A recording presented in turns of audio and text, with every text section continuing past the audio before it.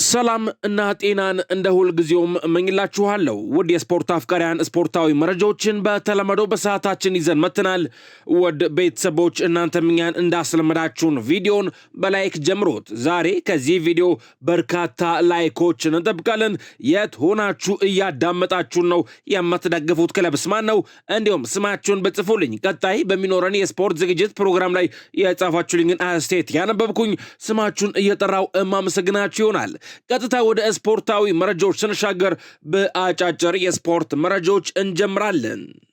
አልሂላል በይፋ ተጫዋች አስፈርሟል። የሳውዲ አረቢያ ሊግ መሪ የሆነው አልሂላል የአልኢታዱን የፊት መስመር አጥቂ የቀድሞውን የሪያል ማድሪድ ሌጀንድ ካሪም ቤንዚማን ማስፈረሙን በይፋ አስታውቋል። ካሪም ቤንዚማ በአልሂላል የ1 ዓመት ከግማሽ ኮንትራት መፈረሙ ታውቋል። ካሪም ቤንዚማ የአልሂላል የመጀመሪያ ጨዋታውንም ሐሙስ በአልአክሉል ጨዋታ ላይ የሚያደርግ ይሆናል።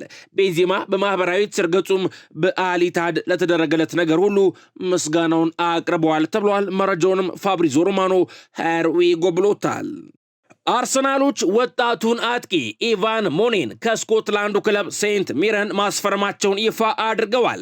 ኤቨርተኖች ታይሪክ ጆርጅን ከቼልሲ በውሰት እስከ ውድድር ዓመቱ መጨረሻ አስፈርመውታል። ወልቭሶች እንግሊዛዊውን ተጫዋች አኔል ጎሜዝን ከማርሴይ በውሰት እስከ ውድድር ዓመቱ መጨረሻ አስፈርመውታል። ኖቲንጋም ፎረስቶች ሉካ ኔትዝን ከሞንች ግላባች ማስፈረማቸውን በይፋ አስታውቀዋል። ካልቪን ፊሊፕስ ወደ ሼፊልድ ዩናይትድ ሄርዊጎ። ሼፊልድ ዩናይትዶች የማንቸስተር ሲቲውን እንግሊዛዊ አማካይ ካልቪን ፊሊፕስን እስከ ውድድር ዓመቱ መጨረሻ ድረስ በሚቆይ የውሰት ውል አስፈርመውታል። በውሉ ላይም ምንም አይነት የግዢ አማራጭ አልተካተተም ሲል ይህንን መረጃ ፋብሪዞ ሮማኖ ዘግቦታል። ዲሳሲ ከቼልሲ በውሰት ዌስትሃምን ተቀላቅሏል። ቀድሞ እንደተገለጸውም ቼልሲ ከውሰት ዝውውሩ ብቻ 2 ሚሊዮን ፓውንድ የሚያገኝ ሲሆን ዌስትሃም ከውሉ ማለቅ በፊት ተጫዋቹን ለመመለስ ከፈለገ 5 ሚሊዮን ፓውንድ ለቼልሲ ይከፍላል ሲል ይህንን መረጃ ዴቪድ ኦርንስቴን ከዚ አትሌቲክስ ዘግቦታል። በርንማውዞች ፍራን ጋርሺያን ከሪያል ማድሪድ ለማስፈረም ጥያቄ ቢያቀርቡም ሪያል ማድሪዶች ግን ጥያቄያቸውን የፈጠነ ውድቅ አድርገውባቸዋል ሲል ይህንን መረጃ ሜን ስፖርት ዘግቦታል። በሌላ መረጃ ለሊቨርፑል በመፈረሜ ኮርቻለሁ ብሏል ጄሬሚ ጃኩዌት። የመርሳይዱ ክለብ ሊቨርፑል የሬንሱን የኋላ መስመር ተሰላፊ ጄሬሚ ጃኩዌትን ማስፈረሙን በይፋ አስታውቋል። የ20 ዓመቱ ተከላካይ ጄሬሚ ጃኩዌት የ5 ዓመት ኮንትራትም የፈረመ ሲሆን በሚቀጥለው ክረምት ሊቨርፑልን ይቀላቅላል። ሊቨርፑሎች ለዝውውሩ አጠቃላይ 60 ሚሊዮን ፓውንድ የሚደርስ የዝውውር ሂሳብ የሚከፍሉ ይሆናል። ተጫዋቹ ከፊርማ በኋላ ለሊቨርፑል በመፈረሜ ኩራት ይሰማኛል ሲል ተደምጧል። ሊቨርፑል ከዓለም ምርጥ ክለቦች አንዱ መሆኑን ያነሳው ተጫዋቹ ይሄ ለእኔ ክብር ነው፣ ለእኔ በጣም አስፈላጊ ነው በማለት ተናግሯል። ሊቨርፑል ጄሬሚ ጃኩዌት በፕሪሚየር ሊጉ ደምቆ ለመውጣት የሚያስችል ሁሉም አይነት አስፈላጊ ብቃት እንዳለው ያምናል ተብሏል። በክለብ ውስጥ የተጫዋቹን ዝውውር ስኬታማ የረጅም ጊዜ ስምምነት አድርገውም እንደሚመለከቱ ተገልጿል። የተጫዋቹ የሥራ ስነ ምግባርና ራሱን ለማሳደግ ያለው ቁርጠኝነት ክለቡን ቀልቡን የሳበው ሲሆን ዝውውሩ በቁጥራዊ መረጃ ተንታኞችም መደገፉ ታውቋል ሲል ይህንን መረጃ ስካይ ስፖርት ዘግቦታል።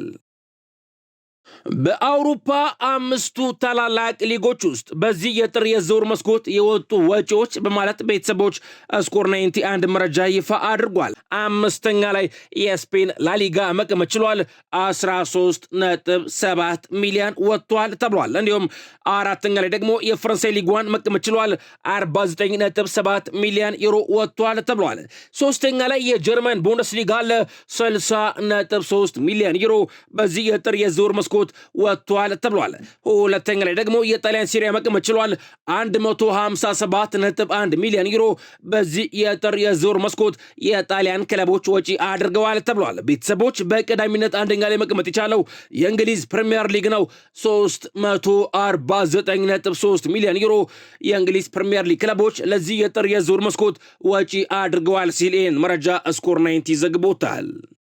በሌላ መረጃ የማቴታ የኤሲ ሚላን ዝውውር ተቋርጧል ተብሏል። ኤሲ ሚላኖች የክሪስታል ፓላሱን የፊት መስመር አጥቂ ፌሊፔ ማቴታን ለማስፈረም ከስምምነት ደርሰው ነበር።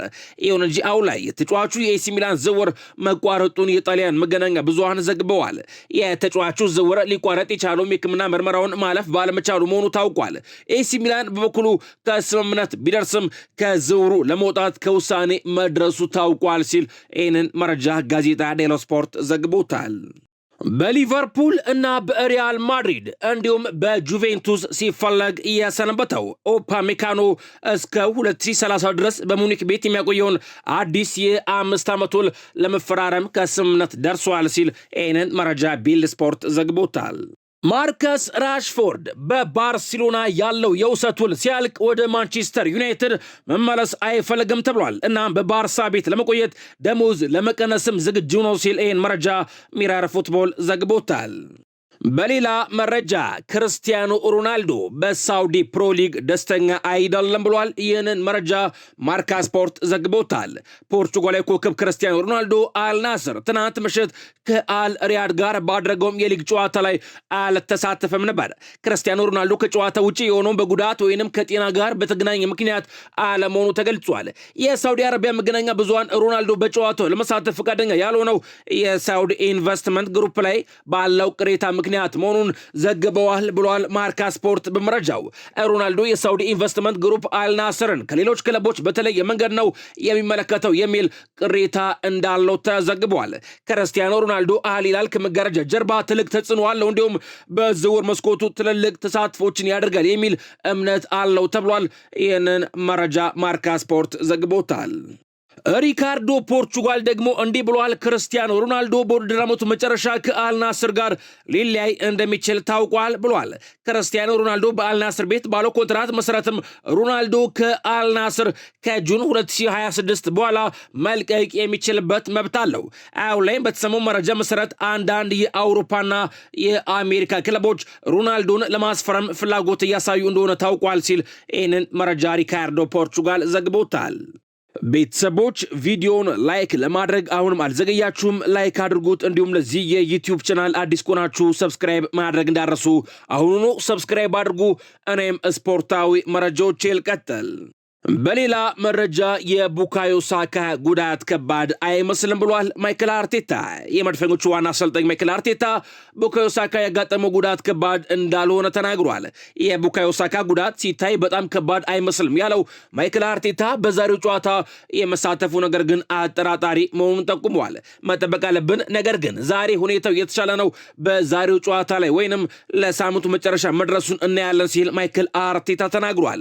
ቡካዮ ሳካ አርሰናል ሊድስ ዩናይትድን ካሸነፈበት ጨዋታ በፊት ሲያሟሙቅ ጉዳት እንዳጋጠመው ይታወሳል ሲል ይህንን መረጃ ስካይ ስፖርት ዘግቦታል። ማይክል አርቴታ ስለ ቪክተር ዮኬሬሽ የቦታ አያያዝና ከኳስ ውጭ ያለውን እንቅስቃሴ በተመለከተ እንዴ ብሏል። በተለይ በእንቅስቃሴዎቹና በተከታታይ ጨዋታዎች ላይ የበለጠ ወጥ የሆነ መምጣቱ አስደሳች ነው። በማጥቃት ረገድ ቢሆን እንቅስቃሴው ጊዜውን ጠብቆ የሚሮጥበት መንገድ ከኳስ ጋር ያለው እንቅስቃሴ እና ምቾቱን በመረዳት ረገድ በጣም እየተሻሻለ መጥቷል። ባለፉት ጨዋታዎች ደግሞ ጎሎችን እያስቆጠረ ነው። በጎሎች የበለጠ ውጤታማ መሆኑ ጨዋታዎችን እንድናሸንፍ እየረዳን ይገኛል። ቪክተር ዮኬሬሽ የቦታ አያያዙና ከኳስ ውጭ ያለው እንቅስቃሴም እጅግ በጣም ድንቅ ነው ሲል ተደምጧል። ከአርሰናል ጋር በተያያዘ ሚኬል ሜሬኖ ቀዶ ጥገና ሊያደርግ ነው ተብሏል።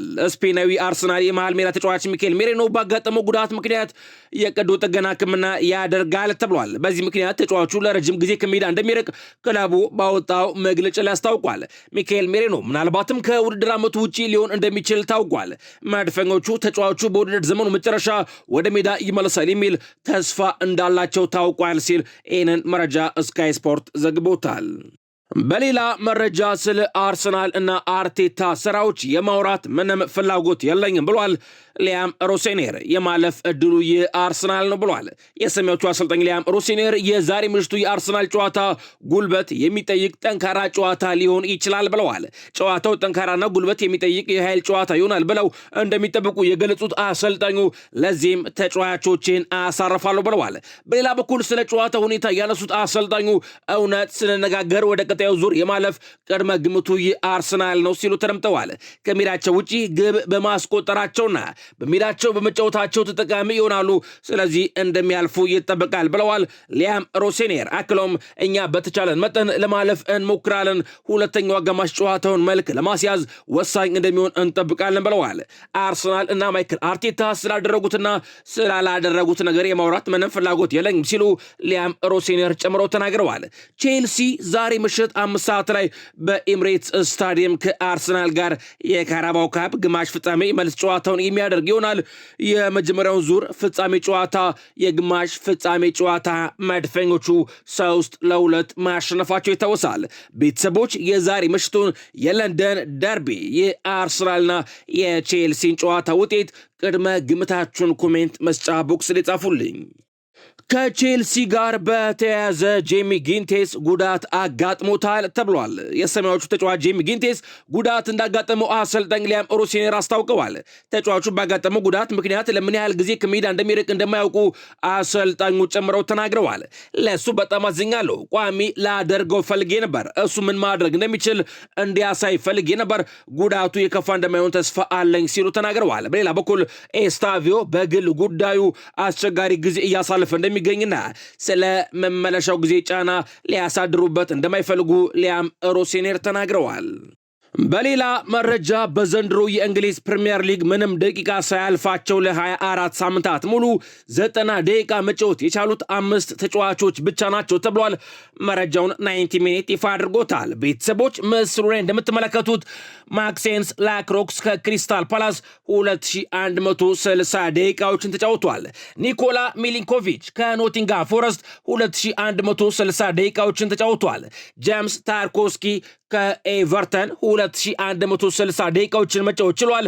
ቨርጅል ቫንዳይክ ከሊቨርፑል 2160 ደቂቃዎችና ኤሊዮት አንደርሰን ከኖቲንጋም ፎረስት 2160 ደቂቃዎችን እነዚህ 5 ተጫዋቾች ብቻ ናቸው 24ኛ ሳምንት ላይ በደረሰው የእንግሊዝ ፕሪሚየር ሊግ እስካሁን ድረስ በፕሪሚየር ሊጉ ሁሉንም ደቂቃዎች ሁሉንም ጨዋታዎች ማድረግ የቻሉት ሲል ይህንን መረጃ 90 ሚኒት ዘግቦታል።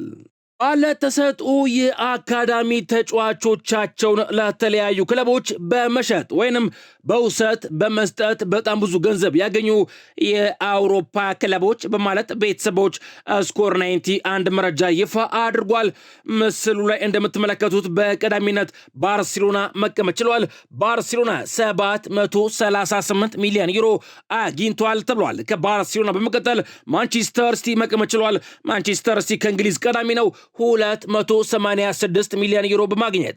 ሶስተኛ ላይ ደግሞ ባየርን ሙኒክ ከጀርመን መቀመጥ ችሏል 284 ሚሊዮን ዩሮ በማስገባት።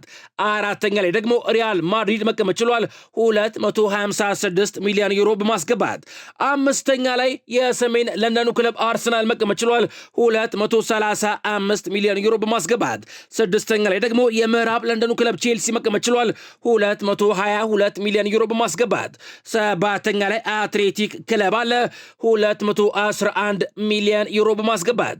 እንዲሁም ሪያል ሶሲዳድ 205 ሚሊዮን ዩሮ አስገብቷል ተብሏል። ፓሪስ ሴን ጀርመን 204 ሚሊዮን ዩሮ አስገብቷል ተብሏል። እንዲሁም አትሌቲኮ ማድሪድ 186 ሚሊዮን ዩሮ አስገብቷል ተብሏል። ባለተሰጥኦ የአካዳሚ ተጫዋቾቻቸውን ለተለያዩ ክለቦች በመሸጥ ወይንም በውሰት በመስጠት ብዙ ገንዘብ ያገኙ የአውሮፓ ክለቦች ከ1 እስከ 10 በደረጃ በማለት ይህን መረጃ ስኮር 90 ዘግቦታል። በሌላ መረጃ ኤንድሪክ የወሩ ምርጥ ተጫዋች ተብሏል። ብራዚላዊ ኦሎምፒክ ሊዮን የፊት መስመር አጥቂ ኤንድሪክ የወሩ ምርጥ ተጫዋች በመባል መመረጥ ችሏል። ኤንድሪክ በወሩ ውስጥ ለኦሎምፒክ ሊዮን ባደረጋቸው ጨዋታዎች 4 ጎሎችን አስቆጥሮ 1 ለግብ የሚሆን ኳስ አመቻችቶ ማቀበል ችሏል።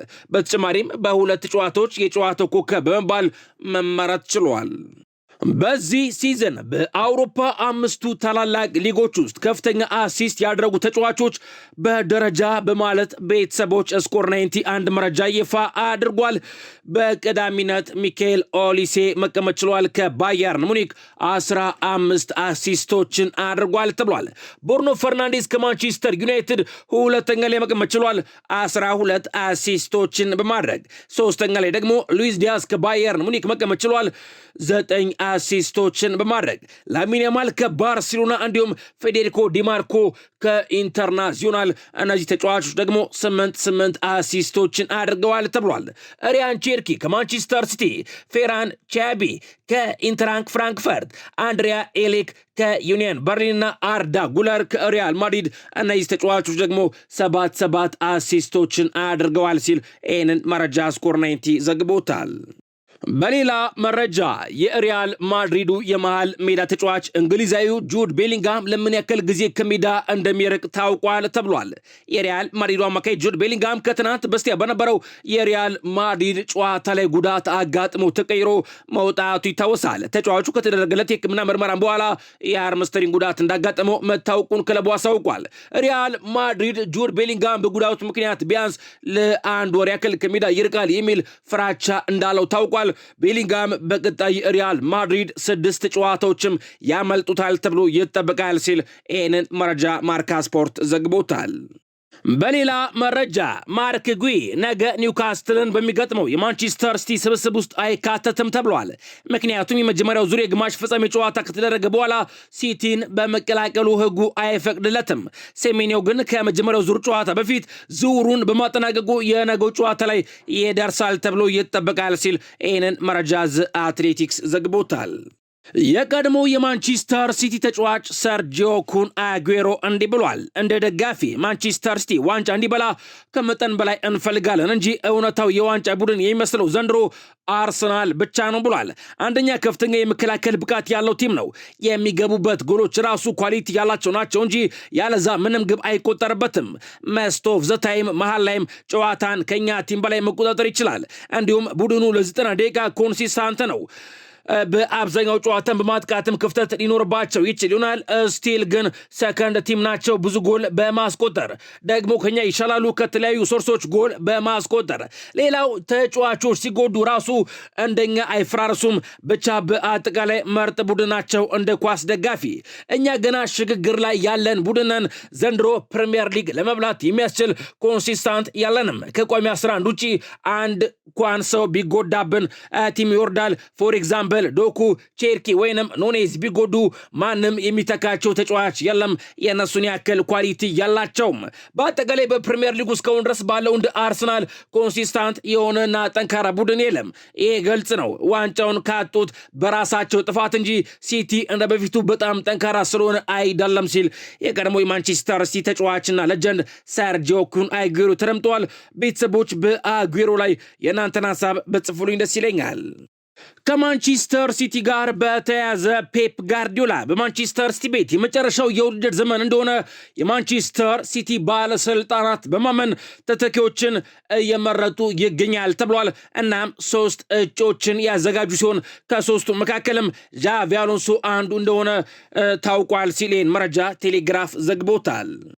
በዘንድሮ የፕሪሚየር ሊግ የውድድር ዓመት በመጀመሪያው አጋማሽ ጨዋታዎች ላይ በጣም ብዙ ነጥቦችን መሰብሰብ የቻሉ ክለቦች በደረጃ በማለት የመጀመሪያው አጋማሽ ውጤታቸውን አስጠብቀው ክለቦች ቢወጡ ኖሮ የእንግሊዝ ፕሪሚየር ሊግ የ2025-26 የውድድር ዓመት የ24ኛ ሳምንት የደረጃ ሰንጠረዥ ይህንን ይመስል ነበር ብሏል።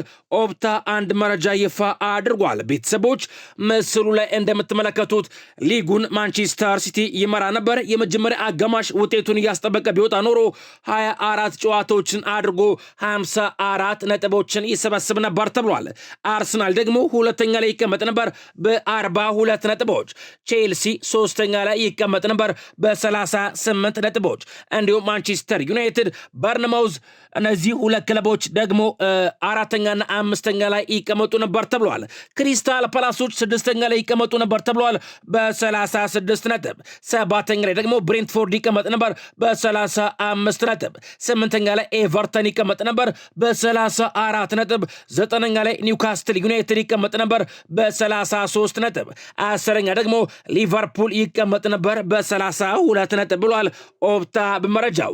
ሊድስ ዩናይትድ፣ ዌስትሃም ዩናይትድ፣ አስቶን ቪላ፣ ፉላም፣ ቶተንሃም ስፐር፣ ብራይተን፣ ሰንደርላንድ፣ ኖቲንግሃም ፎረስት፣ ወልቭስ እና በርንሌ ደግሞ ተከታዮቹን ደረጃ ይዘው ደረጃው ላይ ይገኙ ነበር ብሏል። መረጃውንም ኦፕታ ይፋ አድርጎታል። እውቁ ኢትዮጵያዊው የስፖርት ተንታኝ አላዛር አስገዶም ከዚህ በፊት እንዲህ ብሎ ነበር። ማንቸስተር ሲቲ በመጀመሪያ አጋማሽ የሚያሳየው ብቃት እኮ አስገራሚ ነው።